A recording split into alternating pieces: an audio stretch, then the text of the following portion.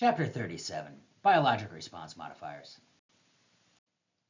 Biologic response modifiers are substances that naturally produced by the body, as well as those developed in the laboratory. And they work to kill cancer cells, either directly or indirectly.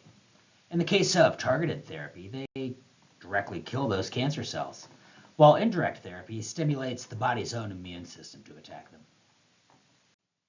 Some functions are to enhance the immune system's ability to kill abnormal cells, change cancer cells to act like healthy cells, inhibit normal cells from changing into cancer cells, enhance the body's ability to repair or replace these damaged cells due to cancer treatment, or to prevent these cancer cells from metastasizing.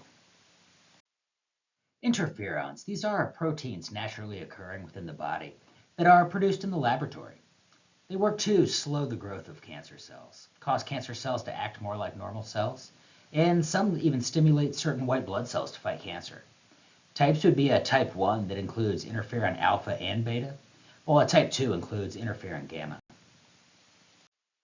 Interferon alpha 2b. This is produced endogenously in response to viral infections and other exogenous inducers. The action is to bind to the cell receptors for biologic activities, activate tyrosine kinases, affect cellular differentiation, regulation of antigen expression and cytokine induction, antiviral, antiproliferative, as well as immunomodulatory effects. Uses would include things like hairy cell leukemia, malignant melanoma, AIDS-related Kaposi sarcomas, hepatitis B and C viruses, non-Hodgkin's lymphoma, and HPV infection. While side effects would include neuropsychiatric or ischemic disorders, autoimmune and infectious disorders, fatigue, and anorexia. Interferon beta. This is produced by fibroblasts, macrophages, and epithelial cells. And the action has an antiviral as well as immune regulatory activities. They inhibit pro-inflammatory cytokines that trigger multiple sclerosis, reduce T-cell migration across the blood-brain barrier, and increase production of nerve growth factors. And again, used to treat multiple sclerosis. Interferon gamma is produced endogenously by targeting macrophages, T lymphocytes, and natural killer cells. And the action is to regulate the immune system, interact with other interleukins, and has antiviral activity. It works to activate macrophages that kill both parasites as well as cancer cells, and increases humoral immunity, recruits leukocytes to inflammation sites, and enhances antigen processing, used to treat things like osteoporosis. Colony-stimulating factors. These are proteins that regulate growth, maturation, and the differentiation of bone marrow stem cells, used to treat things like cancer treatment as well as neutropenia. Colony-stimulating factors promote the growth of blood cells depleted by chemotherapy.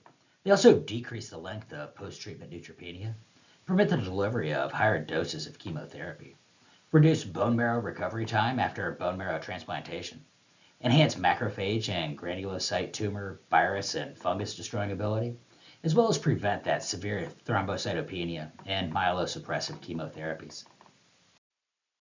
Erythropoietin stimulating agents. Erythropoietin, Procrit, Epogen. These stimulate red blood cell production in the bone marrow, though do have side effects ranging from anaphylaxis and hypertension. Granulocyte colony stimulating factors are produced by macrophages, endothelium, and other immune cells. Patients receiving myelosuppressive cancer chemotherapy, induction for consolidation chemotherapy, or bone marrow transplantation for cancer. Granulocyte macrophage colony stimulating factors. These are primarily produced by bone marrow, B and T lymphocytes, and monocytes. These induce partially committed progenitor cells to divide and differentiate in the granulocyte and macrophage pathway.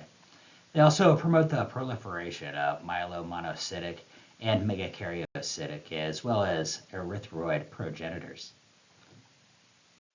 Interleukin-2, this hormone-like glycoprotein, is produced by T lymphocytes and works to increase growth and activity of other T cells and B cells, used for things like metastatic renal cell carcinoma and metastatic melanoma.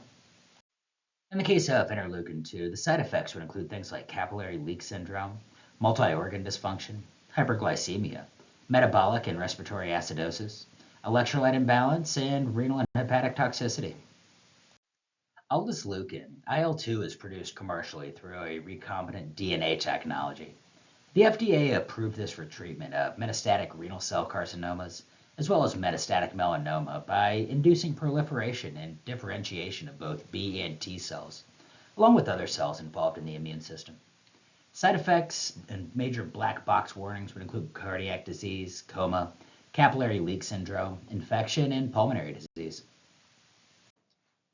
When using biologic response modifiers, we want to conduct detailed current medication history, obtain baseline lab values, and obtain a list of the patient's drug and food allergies. Again, we want to monitor those appropriate labs, paying particular close attention to renal and hepatic function, monitoring the patient for any adverse effects, report symptoms of bleeding immediately, and report any unmanageable nausea and vomiting. Practice question 1. The patient who has metastatic renal cell carcinoma is ordered to receive a biologic response modifier. Which drug does the nurse anticipate the patient will receive? That'd be A, interferon, B, filgrastim, C, aldesleukin, or D, epoetin alpha. That answer is going to be C, aldesleukin. Practice question 2. Which nursing intervention is designed to treat the most common side effects of filgrastim? That'd be A, provide antihypertensive to lower blood pressure. B, provide bronchodilators to treat wheezing. C, provide antibiotics to treat secondary infections. Or D, provide antiemetics to relieve vomiting. That answer is going to be D, provide an antiemetic to relieve vomiting. Practice question 3. When working with a patient receiving epoetin alpha, which of the following is most important development for the nurse to assess? That'd be A, bone pain and headaches, B, hypertension and edema, C, nausea and vomiting, or D, fluid retention and allergic reactions. That answer is going to be B, hypertension and edema. Practice question 4. A patient is receiving aldesleukin. It's most important for the nurse to assess for concurrent use of which group of medications? That'd be A, antihypertensives, B, opioid analgesics, C, positive inotropes, or D, antiviral drugs. That answer is going to be A, antihypertensives. Practice question 5. Patients receiving sarcomostim are most likely to develop which adverse reaction? That'd be A, tumor lysis syndrome, B, hemorrhagic cystitis, C, pleural pericardial effusion, or D, hypertensive crisis. That answer is going to be C, pleural pericardial effusion. For our final question, before administering epoetin alpha, it's most important for the nurse to assess the patient for a history of which condition? That'd be A, anemia, B, chronic renal failure, C, pancreatitis, or D, hypertension. That answer is going to be D, hypertension. But anyway, that's all we got for this chapter. I'll see you in the next slides.